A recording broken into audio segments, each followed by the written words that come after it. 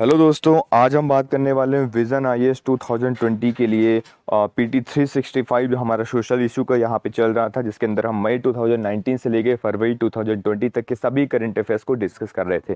ठीक है, तो हमने इसके प्रीवियस लेक्चर्स आ चुके हैं। तो अगर आप लोगों ने प्रीवियस लेक्चर को नहीं देखा है तो जरूर जाइए प्लेलिस्ट के अंदर, नीचे मैं लिंक में दे दूंगा, तो आपको जाके देखना है फटाफट। ठीक है, सभी लेक्चर्स को, जिससे आपके सारे पॉइंट जो हैं क्लियर हो जाएं। ठीक है, वुमेन एंड चिल्ड्रन को हमने डिस्कस कर लिया था, देन हमने अदर वल्नरेबल सेक्शन को डिस्कस कर लिया था, और एजुकेशन के हमने कई आर्टिकल्स को डिस्कस कर लिया था। तो आज बचे बचे हुए जो आर्टिकल्स हैं एजुकेशन से रिलेटेड, उसको हम डिस्कस करेंगे इस लेक्चर के अंदर। तो चलिए स्टार्ट करते हैं आज का लेक्चर। सो प्रीवियस लेक्चर में हमने 6 पॉइंट तक कवर कर लिया था, education quality upgradation inclusion programme तक। और चलिए आगे हम डिस्कस करते हैं। इसमें 7th पॉइंट है। ठीक है, आर्टिकल नंबर 7 है, जिसका जो हमारा आर्टिकल है वो है नीट। ठीक है, national education alliance for technology. तो इससे आपको समझना है ये नीट क्या है। ये कोई नीट का एग्जाम नहीं है। ठीक है ना, आपको वहाँ पे कंफ्यूज नहीं होना, नीट का एग्जाम नहीं है। ठीक है, एक तरीके से ये क्या है, एक तरीके से ये स्कीम है, किसके द्वारा रिलीज की गई है आपको। ठीक है, तो यहाँ पे याद याद रखना, ministry of human resource and development, मतलब एमएचआरडी मिनिस्ट्री द्वारा यहाँ पे रिलीज की गई। काफी इंपॉर्टेंट हो जाता है। ठीक है, नीट स्कीम को। अब इस स्कीम के अंदर हो क्या रहा है, ठीक है, एक्चुअल में हम करने क्या जा रहे हैं इस स्कीम के अंदर, आपको वो चीज समझना है। इस स्कीम के अंदर एक तो पहला पॉइंट आपको याद रखना है, ये जो स्कीम है ये पीपी मॉडल पे बेस्ड है। पीपीपी मॉडल, मतलब पब्लिक प्राइवेट और पार्टनरशिप मॉडल पे ये बेस्ड है। ठीक है, इसमें हम टेक्नोलॉजी की मदद से एजुकेशन को प्रमोट करेंगे, मतलब एजुकेशन को आगे लेके जाना है किसकी मदद से, टेक्नोलॉजी की मदद से। ठीक है, जैसे कि आप डिजिटल टेक्नोलॉजी का अगर आप हेल्प ले लें तो ऑब्वियस सी बात है आप जो मेरा लेक्चर देख पा रहे हैं because of this digital technology की मदद से। ठीक है, इसी तरीके से ये जो स्कीम है, तो इस स्कीम के अंदर भी यहाँ पे डिजिटल टेक्नोलॉजी का यूज करके हम किस तरीके से आगे एजुकेशन को इम्प्रूव कर सकते हैं, हर एक जगह हर एक स्टूडेंट के तक ये पहुंचा सकते हैं। तो ये उसी से रिलेटेड जो है स्कीम है। ठीक है, स्टार्टअप यहाँ पे सारी चीज़ें, इसके अंदर एक कॉमन प्लेटफॉर्म बनाया जाएगा, जैसे सभी जो स्टूडेंट हैं यहाँ पे इजीली एसेस लेवल कर पाएँ। ठीक है, एसेस कर पाए। तो यह चीज़ आपको यहाँ पे समझनी है। एडेक कंपनीज यहाँ पे सेटअप हुई हैं, जैसे नीट पोर्टल के अंदर यहाँ पे कोई जो भी रजिस्ट्रेशन वगैरह होगा, जो भी सारी फॉर्मेलिटीज़ होंगी, वो सारी चीज़ें मैनेज करेंगी। ठीक है, तो ये पॉइंट्स आपको याद रखना है। एमओयू यहाँ पे साइन हुआ है, शॉर्ट लिस्ट हुआ है ईडेक कंपनीज के साथ, बहुत सारी हमने एमओयू वगैरह भी यहाँ पे साइन की है। अभी जो फैसिलिटेटर है वो कौन है, कौन चीज़ इसको संभालेगा, तो यार आपको याद रखना है, all India council for technical education, AICTE। ठीक है, ये इंपॉर्टेंट हो जाता है, ये आपको मैं बता देता हूँ, all India council of technical education. ठीक है, जो कि मिनिस्ट्री ऑफ MHRD के अंदर रह के ये काम करेगा। तो जो भी टेक्निकल एजुकेशन से रिलेटेड कोई भी प्रॉब्लम होता है रेगुलेट करने का, ये सारा प्रोग्राम जो है इसके अंदर होगा, यही इंप्लीमेंट करवाएगा। ठीक है, तो ये चीज़ आपको यहाँ पे याद रखना है। ये जो यहाँ पे MHRD इसको इंश्योर करवाएगी कि जैसे कोई भी क्वेश्चंस वगैरह होंगे जिसके सॉल्यूशंस वगैरह होते हैं ना, ठीक है, तो वो सारी चीज़ें जो हो जाए यहाँ पे फ्रीली अवेलेबल रहे। ठीक है, तो ये आपको याद रखना है, और सबके लिए। ठीक है, नंबर ऑफ इकोनॉमिकली बैकवर्ड जो क्लासेस के स्टूडेंट्स हैं, जिनके पास पैसा नहीं है पढ़ने के लिए, ये सारी चीज़ें नहीं हैं, तो उनकी यहाँ पे हेल्प हो पाए। ठीक है, तो ये आपको रखना है। हेल्प के लिए क्या आया है हमारा, नीट। ठीक है, मतलब एक तरीके आप इस तरीके से याद रखते हैं, बिल्कुल साफ सुथरा हमारा मन है, स्वच्छ है, तो हम चीज़ों को पहुंचा रहे। ठीक है, तो ये चीज़ आपको यहाँ पे याद रखना है। ठीक है, आगे चलते हैं, इसके रिगार्डिंग कुछ और देखते हैं। अगर मैं AICTE की बात करता हूँ, तो ये एक एपेक्स कमेटी यहाँ पे एडमिनिस्टर करेगी। ठीक है, गाइडेंस हो तो एपेक्स कमेटी जो MHRD यहाँ पे कॉन्स्टिट्यूट करेगी। ठीक है, इंडिपेंडेंट एक्सपर्ट कमेटी रहेगी। तो ये सॉरी छोटी छोटी चीज़ें आपको याद रखनी है। कुछ और रिलेटेड इन्फॉर्मेशन हम देख लेते हैं, जैसे कि ध्रुव हो गया, जैसे क्या है, प्रधानमंत्री इनोवेटिव लर्निंग प्रोग्राम, जिसे हम कहते हैं ध्रुव। ध्रुव क्या है हमारा, क्या है, प्रधानमंत्री इनोवेटिव लर्निंग प्रोग्राम। ठीक है, तो ये चीज़ आपको यहाँ पे समझनी है। तो इसके अंदर क्या क्या चीज़ें आती है, मैं थोड़ा सा जूम करके आप लोगों को दिखा देता हूँ। ठीक है, इसको सबसे पहले तो इसमें पॉइंट्स याद रखना है कि इसके द्वारा लॉन्च की गई है, तो human resource and development minister के द्वारा इसको लॉन्च की गई है, प्रधानमंत्री इनोवेटिव लर्निंग प्रोग्राम ध्रुव। ठीक है, तो ये इंपॉर्टेंट इन्फॉर्मेशन आपको यहाँ पे याद रखनी है। ठीक है, यहाँ पे क्या होगा, इस प्लेटफॉर्म के अंदर एक्सप्लोर होगा सभी प्रकार के जो टैलेंट्स वगैरह हो गए हैं, उसको मेरिटियस जो स्टूडेंट होते हैं, जो अच्छे टॉप करते हैं, सभी जो भी टॉप करते हैं, उनकी एक्सेलेंस को बढ़ाने की यहाँ पे बात की जा रही है। ठीक है, यहाँ पे 14 डेज का लर्निंग प्रोग्राम रहेगा, ये आपको याद रखना, 14 डेज लर्निंग प्रोग्राम रहता है। ठीक है, इसके अंदर जो टैलेंटेड चिल्ड्रन रहते हैं, मेंटर्स रहते हैं, नर्चर रहेंगे, तो उनके जो एक्सपर्टाइज एरिया, उस एक्सपर्टाइज एरिया को निखारा जाएगा, बाहर लेके आया जाएगा। ठीक है, तो ये इंपॉर्टेंट इन्फॉर्मेशन आपको यहाँ पे याद रखना। जिस तरीके से ध्रुव तारा होता है ना, एक अकेला तारा जो है चमकता रहता है आसमान के अंदर, बिल्कुल अच्छा रोशनी देता है। तो उसी तरीके से हर स्टूडेंट को यहाँ पे एक ध्रुव तारे के नाम से एक तरीके से प्रोत्साहन दिया जा रहा है, इस तरीके से कहा जा रहा है कि यार वो ध्रुव तारा है, ठीक है, अपने अपने लेवल पे। तो यहाँ पे इस तरीके से इस चीज़ में हम इसको बढ़ाने की बात कर रहे हैं। अब ये जो है 2 एरिया में कवर करेगा। कौन कौन से एरिया हो जाते हैं वो इंपॉर्टेंट हो जाता है, साइंस एंड टेक्नोलॉजी, ठीक है, साइंस वाला एरिया हो जाता है, और एक परफॉर्मिंग आर्ट्स, ठीक है। जो साइंस एरिया के अंदर कितना ज़्यादा इनोवेशन आप लेके आ सकते हैं, कितना ज़्यादा उसमें इनोवेटिव सोच सकते हैं। परफॉर्मिंग आर्ट, जो भी परफॉर्मिंग आर्ट है उनमें क्या कर सकते हैं, ठीक है। इसके अंदर टोटल जो रहेंगे 60 स्टूडेंट रहेंगे, जो कि 2 पार्ट्स में डिवाइड रहेंगे। 30 स्टूडेंट परफॉर्मिंग आर्ट्स में रहेंगे और 30 स्टूडेंट जो रहेंगे साइंस के फील्ड में रहेंगे, ठीक है। तो ये भी चीज़ें आपको याद रखनी है। अब इसमें किस क्लासेस के स्टूडेंट को शामिल किया जाएगा, तो 9 to 12 याद रखना है आपको, 9 से लेकर 12 तक के जब जितने भी स्टूडेंट हैं इसमें ये कवर होंगे, ठीक है। तो ये इंपॉर्टेंट इन्फॉर्मेशन आपको याद रखनी है, ठीक है। सभी स्कूल से इंक्लूड रहेंगे, चाहे वो गवर्नमेंट स्कूल हो या प्राइवेट स्कूल हो, तो हर स्कूल से यहाँ पे इक्वल पार्टिसिपेशन रहेगा, यहाँ पे लिया जाएगा, ठीक है। तो ये चीज़ आपको यहाँ पे याद रखनी है, ठीक है।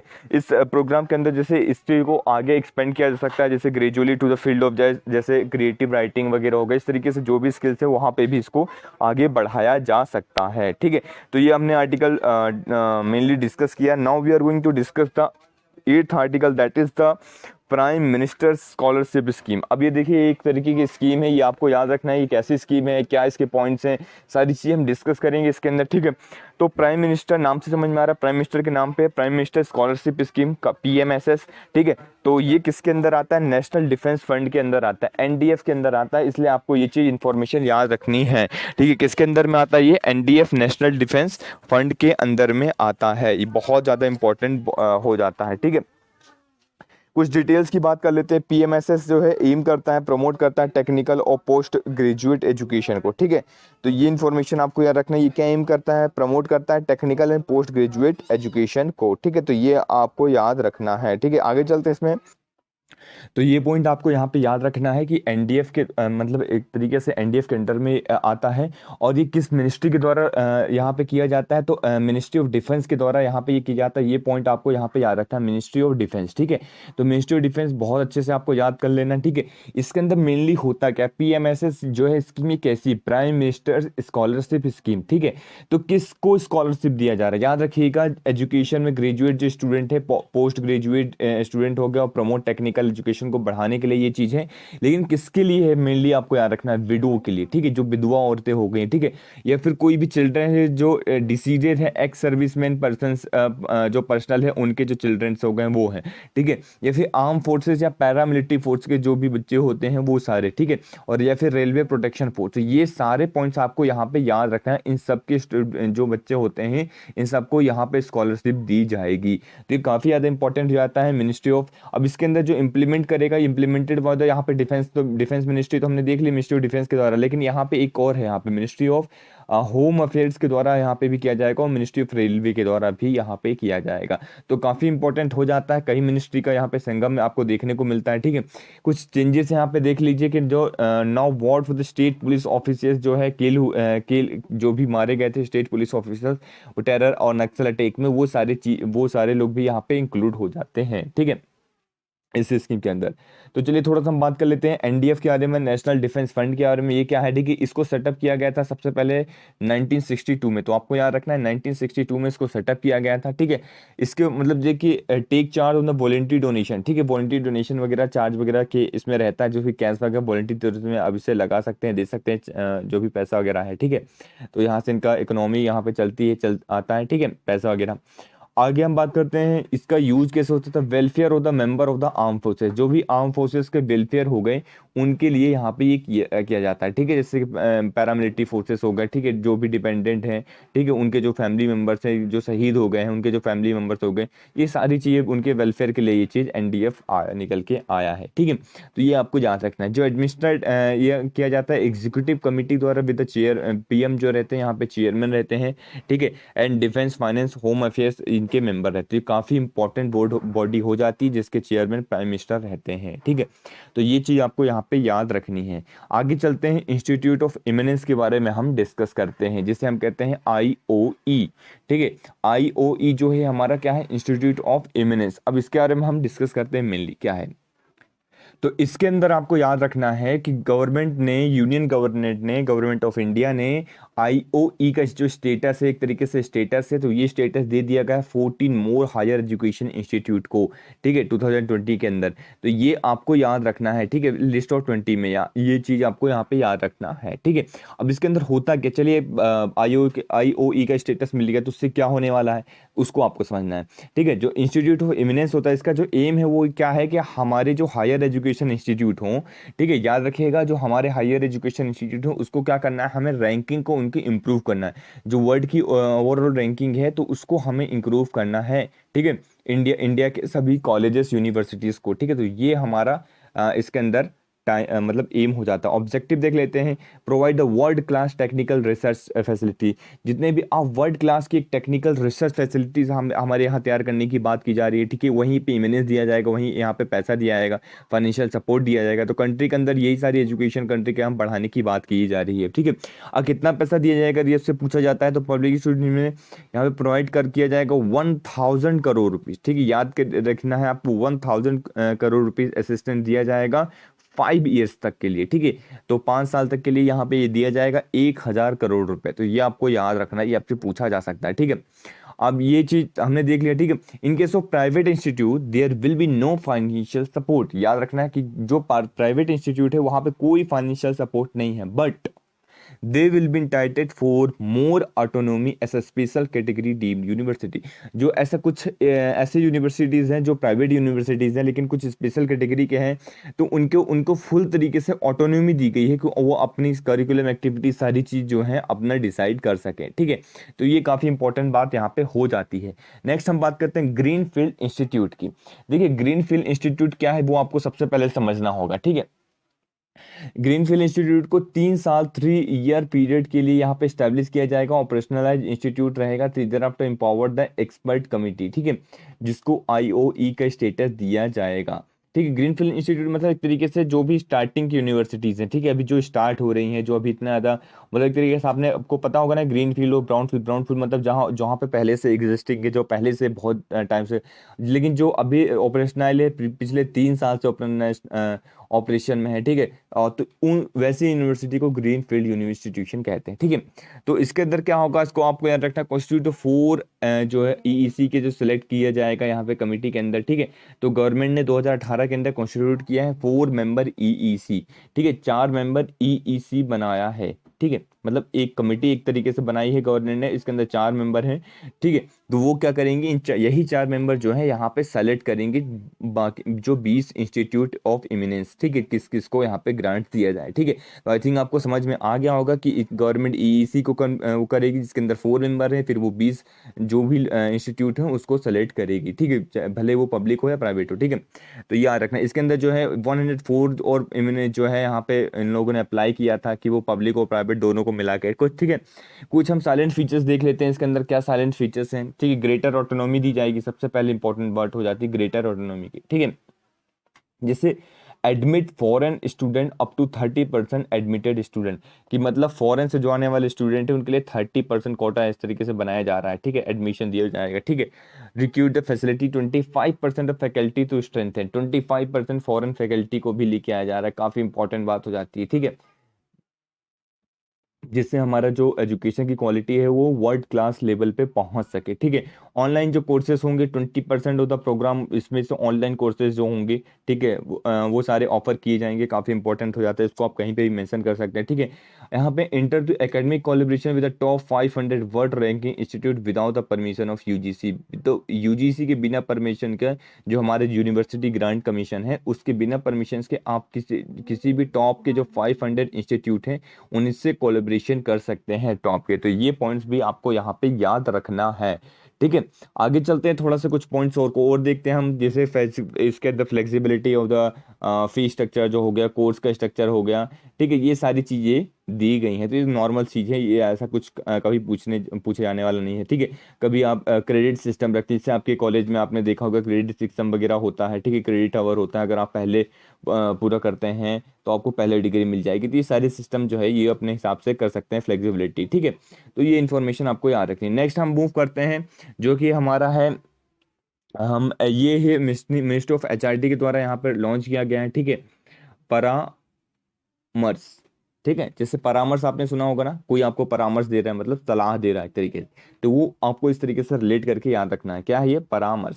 ठीक है, तो ये क्या है, परामर्श स्कीम है। ठीक है, सबसे पहले आपको याद रखना है यूजीसी के द्वारा, यहाँ पे यूजीसी जो स्कीम है एक तरीके से ये, ठीक है, यूनिवर्सिटी ग्रांट कमीशन, परामर्श दिया जा रहा है, जैसे आपको कॉलेज में एडमिशन के लिए परामर्श दे रहे हैं लोग। ठीक है, तो इस तरीके से आपके किस कॉलेज में आपको जाना चाहिए, किस कॉलेज में नहीं जाना चाहिए, तो इस तरीके से आप रिलेट करके याद रख सकते हैं। ठीक है, तो इसके अंदर क्या होगा, जो है मेंटरिंग इंस्टीट्यूट जो भी अचीव करेगी national accreditation assessment council NAAC, तो उनको NAAC जो है दिया जाएगा, national accreditation of assessment council. ठीक है, तो ये चीज़ भी आपको यहाँ पे याद रखनी है। ठीक है, इसके अंदर जो फोकस एरिया वो क्या रहेगा, जो भी करिकुलर एस्पेक्ट हो गया, टीचिंग लर्निंग हो गया, ठीक है, एवोल्यूशन हो गया, रिसर्च हो गया, इनोवेटिव हो गया, इंस्टीट्यूशन वैल्यू प्रैक्टिस वगैरह होगी, ये सारी चीज़ें देखी जाएंगी इसके अंदर। ठीक है, परामर्श स्कीम के अंदर कि जो भी यूजीसी जो है, ठीक है, यूनिवर्सिटी ग्रांट्स कमीशन के द्वारा जो है, जो भी NAC जो है अचीव किया है, ठीक है, तो जो भी इंस्टीट्यूट है क्या वहाँ पे ये सारी चीज़ें हो रही हैं कि नहीं हो रही, यहाँ पे टारगेट किया जाएगा 1000 हायर एजुकेशन इंस्टीट्यूट को। ठीक है, जो मेंटर किए जाए उनको मेंटरिंग विद स्पेशल फोकस जो है इसके अंदर फोकस किया जाएगा। यूजीसी क्वालिटी एक मैंडेट रहेगी, यूजीसी जो है क्वालिटी मैंडेट करके रखेगी है कि यही क्वालिटी पे आपको एजुकेशन प्रोवाइड करवाना है, ठीक है, अदर करिकुलम एक्टिविटीज़ करवाना है, तो ये सारी चीज़ें आपको याद रखनी है। ठीक है, अब हम देख लेते हैं NAAC के बारे में थोड़ा सा, national assessment and accreditation council के बारे में। ठीक है, जिसे स्टैब्लिश किया गया था 1994 के अंदर, ऑटोनोमस इंस्टीट्यूट है, याद रखिएगा 1994 के अंदर स्टैब्लिश हुआ था, ऑटोनोमस इंस्टीट्यूट है, यूजीसी का एक इंस्टीट्यूट है। ठीक है, यूजीसी के अंदर आता है ये। ठीक है, 1994 में, इस तरीके से याद रखिएगा। ठीक है, तो NAAC कहाँ पे आता है, NAAC। ठीक है, तो NAAC यूजीसी के अंदर आता है, 1994 में स्टैब्लिश हुआ था। ठीक है, एक ऑटोनोमस बॉडी है। ठीक है, तो ये भी चीज़ याद रखना है। इसका एम क्या है, हायर एजुकेशन में इंटीग्रल पार्ट एक तरीके से यहाँ पे फंक्शन, जो भी हायर एजुकेशन के अंदर क्वालिटी को बढ़ाना है, स्वेर्स करना है, ये इसका एक पार्ट मतलब एक तरीके से एम है। ठीक है, तो ये चीज़ आपको याद रखना है। ठीक है, इसके अंदर जो एक जनरल काउंसिल रहता है और इसके फंक्शन जो होते हैं जनरल काउंसिल के द्वारा होता है और एग्जीक्यूटिव कमेटी के द्वारा होता है। ठीक है, तो ये सारी चीज़ें याद रखनी है। इसके अलग अलग और भी रहता है, जैसे कि पॉलिसी मेकिंग वगैरह हो गया, एजुकेशन एडमिनिस्ट्रेटर हो गया, ठीक है, एकेडमिडियंस वगैरह हो गए, सारी चीज़ें इसके अंदर आ जाते हैं, एकेडमिडियंस। ठीक है, cross section Indian higher education system, तो इसके अंदर वेरियस जो रहते हैं यहाँ पे इस तरीके से काम करते हैं। The chairman of UGC is the president of GC and NAGC of NAAC। ठीक है, तो ये चीज़ आपको समझना। देखिए, एक फुल वे में आपको मैं फिर से समझाता हूँ, रिवीजन आपका हो जाएगा, अच्छे से देख लीजिए। मैथ में हमारा यूजीसी हो गया, ठीक है, यूजीसी के अंदर में आता है NAAC। ठीक है, NAAC कब बना था, 1994 में अंदर। ठीक है, क्लियर हुआ। NAAC कैसे काम करता है, एक तो हो गया हमारा GC, ठीक है, और एक हो गया EC, ठीक है, जनरल कमीशन। ठीक है, ये जनरल कमीशन हो गया। तो जनरल कमीशन जो यूजीसी के एक तरीके से चेयरमैन है, वो कैसा एक्ट करेंगे, जीसी के प्रेसिडेंट का जैसे एक्ट करेंगे। ठीक है, क्लियर हो रहा है ना आपको, जीसी के प्रेसिडेंट जैसा यहाँ पे एक्ट करेंगे। ठीक है, और chairman, the chairman of EC is the eminent academy nominated by the president. तो जो ईसी के जो चेयरमैन होंगे, इसके जो चेयरमैन होंगे, वो कौन नॉमिनेट करेंगे, जो इसके जो चेयरमैन रहते हैं, इसके जो चेयरमैन होंगे वो इनको नॉमिनेट करेंगे इसी के। ठीक है, तो ये आपको आई थिंक पूरी कहानी क्लियर हो गई होगी। ठीक है, अब कोई भी क्वेश्चन आपसे पूछा जाए तो आप जरूर इसका जवाब दे देंगे। ठीक है, नेक्स्ट हम बात करते हैं, नेक्स्ट हमारा आर्टिकल है स्टडी इन इंडिया। ठीक है, भारत में पढ़ो, सिंपल सी चीज है, आपको ही पढ़ना चाहिए।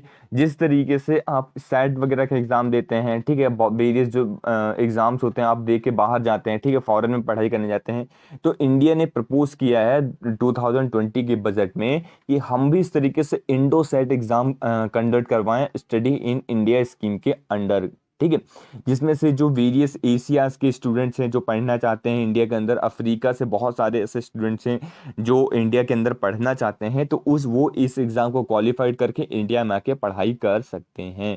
ठीक है, अब इंडिया की स्टडी की अगर मैं बात करता हूँ तो इसके अंदर वेरियस चीज़ें आती हैं, जैसे कि स्टडी इन इंडिया प्रोग्राम के अंदर एक पहला प्राइमरी ऑब्जेक्टिव क्या है कि जो फॉरेनर स्टूडेंट्स हैं, हमारे फॉरेन के स्टूडेंट्स हैं, तो ब्रांडिंग करना है, मतलब एक तरीके से इंडिया को एजुकेशन हब बनाना, डेस्टिनेशन बनाना। क्या लोगों को एक सपना होना चाहिए, जैसे कि आजकल अगर आप देख रहे होंगे तो कई लोगों का इस तरह के सपना होता है कि यार मुझे यूएस में जाके पढ़ना है, ठीक है, मुझे वहां जाके यूके में जाके पढ़ना है। इस तरीके से वेरियस वो लगाते हैं कि यार मुझे यहाँ पढ़ना, मुझे यहाँ पढ़ना है, इस हार्वर्ड यूनिवर्सिटी में, एडीएक्स यूनिवर्सिटी में।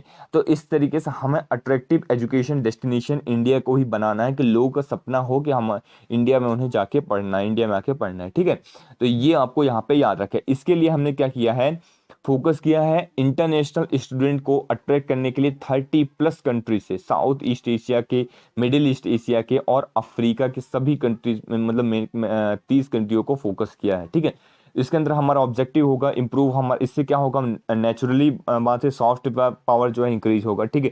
अगर कहीं पे भी हम देखते हैं कि हमारी जो डिपेंडेंस है जब बढ़ जाती है तो वहाँ पे सॉफ्ट पावर जो हो जाता है इंक्रीज हो जाती है। हार्ड पावर मतलब एक तरीके से अगर सिंपल बताऊं, पावर जो होती है डिफाइन होती है दो प्रकार से, एक होती है सॉफ्ट पावर, ठीक है, और एक होती है हार्ड पावर। हार्ड पावर एक तरीके से प्रोजेक्शन ऑफ पावर, एक तरीके से आप कह सकते हैं कि मिलिट्री वगैरह हो गए, ठीक है, और डिफेंस के इक्विपमेंट्स वगैरह हो गए, सारे हार्ड पावर में आता है। बट सॉफ्ट पावर एक तरीके से आता है कि आपने इन्वेस्टमेंट कर दिया, ठीक है, पीस वे में आपने बात कर लिया, कुछ नेगोशिएशन कर लिया, तो ये सारी चीज़ें हो जाती हैं सॉफ्ट पावर में, ठीक है। तो ये आपको याद रखना। जैसे एक एग्जांपल अगर मैं देता हूँ सॉफ्ट पावर का, तो सिंपल सी चीज़ है, आप लोग अगर सोचते होंगे कि यार मुझे वहाँ घूमने जाना है, यहाँ घूमने जाना है, तो आपने कुछ सोच के सोचा होगा ना कि यार मुझे वहाँ जाना है, यहाँ जाना है, तो वो एक सॉफ्ट पावर के अंदर आता है। उन्होंने जबरदस्ती तो आपसे नहीं करवाया कि नहीं आप आइए यहीं पे घूमिए, ठीक है, उनने इस तरीके से अट्रैक्टिव दिखाया कि आपका मन किया कि मुझे वहाँ पे जाना चाहिए, तो उनका टूरिज्म कल्चर वगैरह क्या हो गया, वहाँ पे इंक्रीज हो रहा है, ठीक है, टूरिज्म इंडस्ट्री। तो ये सारी चीज़ें जो होती हैं वो सॉफ्ट पावर के अंदर आती हैं, ठीक है। तो यहाँ पे हमको इंटरनेशनल स्टूडेंट्स को यहाँ पे बूस्ट अप करना है, ठीक है। इंडिया का जो मार्केट है, ठीक है, ग्लोबली जो एजुकेशन एक्सपोर्ट है हमारा, वो लेस देन 1% है, ठीक है, 1% से लेके 2% तक है, तो उसको हमें डबल करना है, उसको बढ़ाना है, ठीक है, और इंक्रीज करना है कंट्रीब्यूशन इंटरनेशनल स्टूडेंट के अंदर, फॉरम के अंदर, डायरेक्ट स्पेंड रहे, इनडायरेक्ट स्पेंड, ठीक है, स्पिल ओवर इफेक्ट, जितना भी हो सकता है, जितना हम कंट्रीब्यूशन कर सकते उतना हमें करना है, ठीक है। ओवरऑल हमारी क्वालिटी ऑफ हायर एजुकेशन की जो क्वालिटी है उसको इंक्रीज करना है। ऐसा नहीं कि कोई भी आ रहा है कुछ भी मतलब हुए जा रहा है, एजुकेशन बिल्कुल कोई मतलब ही नहीं है, ठीक है। तो उस लेवल पे हमें एजुकेशन को अपने प्रोवाइड करवाना है, लेके जाना है, ठीक है। एक्सपोर्ट को जो है हमारा जो रिड्यूस्ड एक्सपोर्ट को हमें रिड्यूस करना है, इंपोर्ट को इम्बैलेंस जो है उसको यहाँ पे बना के रखना है कि किस तरीके से जो इम्बैलेंस है उसको एक तरीके से हम सही करें, ठीक है। तो ये सारे पॉइंट्स हमको याद रखना है। ग्लोबल रैंकिंग जो इंडिया की एजुकेशन डेस्टिनेशन में है उसको भी हमें इम्प्रूव करनी है। तो ये सारे पॉइंट्स जो है हमने डिस्कस किए इसके अंदर, ठीक है। कुछ और हम देख लेते हैं, जैसे participation select the reputed Indian institute and university, ठीक है। तो जो भी पार्टिसिपेंट्स होंगे तो उनके लिए अलग अलग चॉइसेस होनी चाहिए कि और किस कहाँ कहाँ वो जा सकते हैं, ठीक है।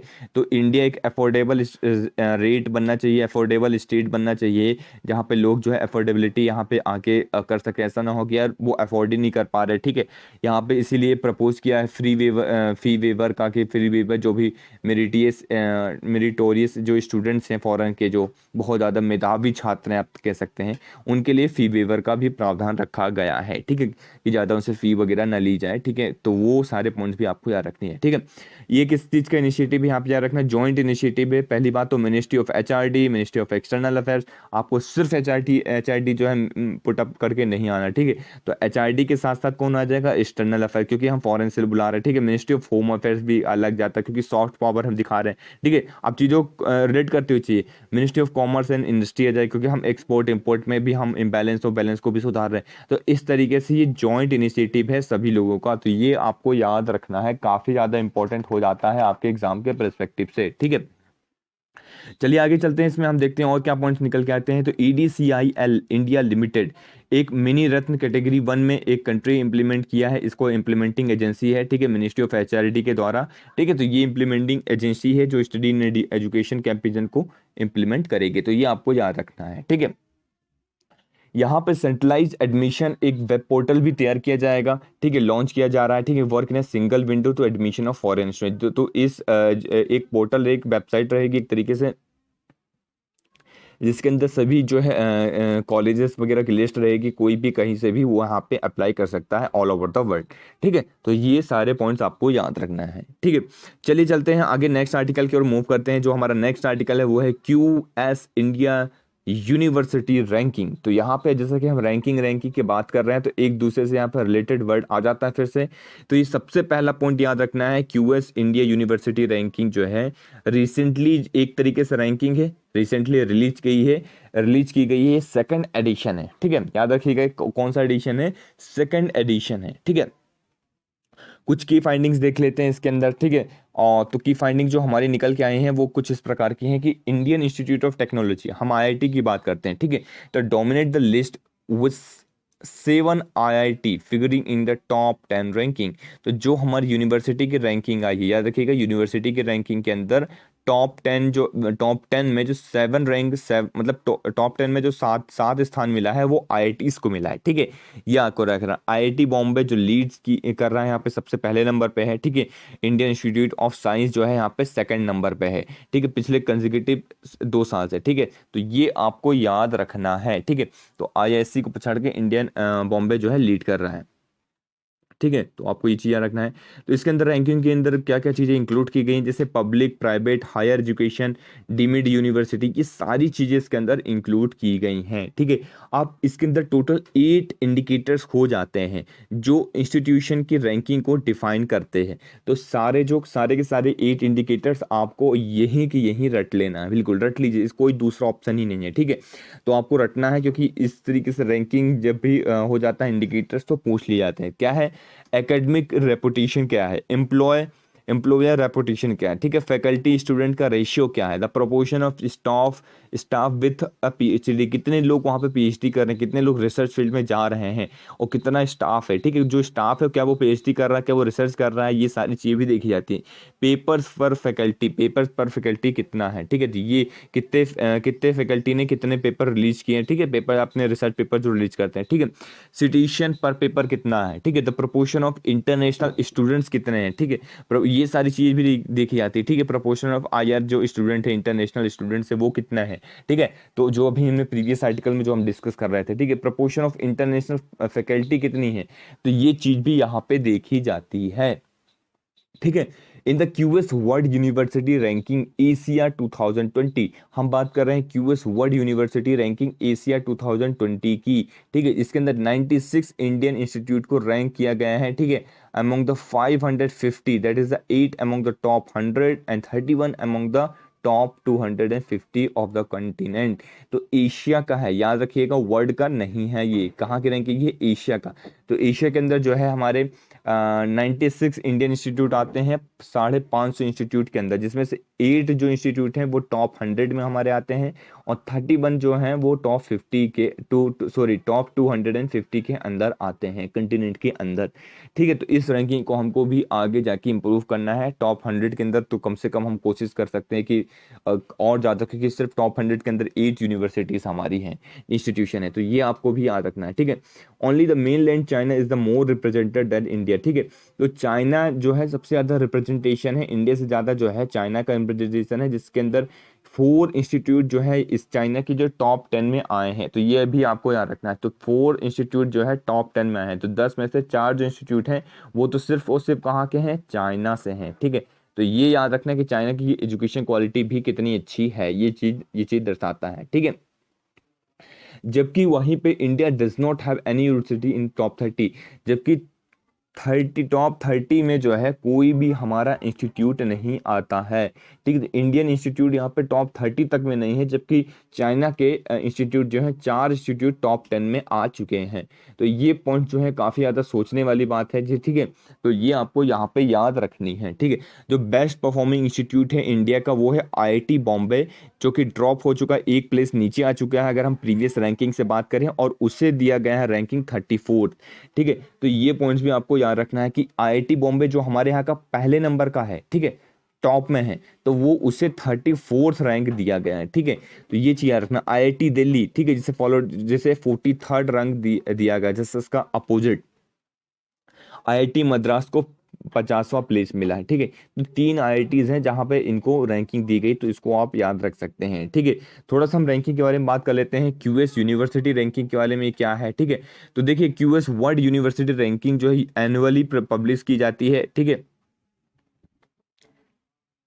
यूनिवर्सिटी रैंकिंग बाद ना, ये अजीब से इसका नाम दिया है कि क्वारेल सिम्टम्स, तो आप एक बार देख लीजिएगा। ठीक है, ऐसा कभी इस तरीके से काफी क्वेश्चन पूछ नहीं आएगा, बस यही है कि कितनी यूनिवर्सिटी हमारी टॉप 50 टॉप 10 इस तरीके से आप कंपेयर करने के लिए आता है। ठीक है, एक ब्रिटिश कंपनी है, स्पेशलाइज इन एजुकेशन में, तो ये चीज़ भी आपको याद रखनी है।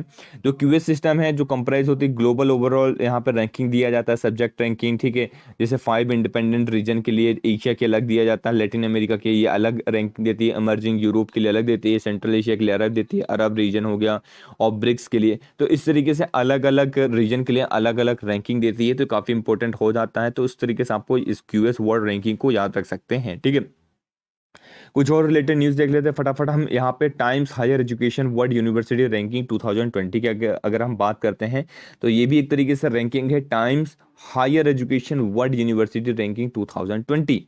तो यहाँ पे IISc बेंगलुरु, ठीक है, तो IISc जो हमारा है Indian institute of science Bengaluru जो है शेयर करता है यहाँ पे first rank with IIT Roper this year and continue to be the best Indian institute in this ranking 2014। तो 2014 से लेकर अभी तक यहाँ पे टॉप का यूनिवर्सिटी बन चुका है ये। ठीक है, यहाँ पे इंस्टीट्यूट बन के रहा है according to Times higher education world university ranking 2020 के अनुसार। ठीक है, तो ये चीज़ भी यहाँ पे आपको याद रखना है। ठीक है, इसमें से जो दोनों यूनिवर्सिटी हैं यहाँ पे rank among the top 301 350 university in the world. ठीक है, तो ये भी आपको याद रखना है कि लगभग 350 यूनिवर्सिटी जो हैं वर्ल्ड के उसमें उसके अंदर ये आता है। ठीक है, इंडियन इंस्टीट्यूट IISc तो देखिए अभी भी काफ़ी पीछे है हमारा। ठीक है, तो उसको आगे बढ़ाने के लिए हमें क्वालिटी ऑफ एजुकेशन को बढ़ाना ही पड़ेगा। ठीक है, तो ये सारी चीज़ें थी इस लेक्चर के अंदर। नेक्स्ट लेक्चर के अंदर हम हेल्थ के बारे में डिस्कस करेंगे और जितने भी हेल्थ के टॉपिक हैं उसको हम डिस्कस करेंगे। तो तब तक के लिए बाय बाय। लेक्चर को शेयर कर दीजिए फटाफट, हर एक जगह फैला दीजिए, लाइक कर दीजिए, कमेंट कर दीजिए फटाफट और बस शेयर करते रहिए। Thank you very much for the discussion.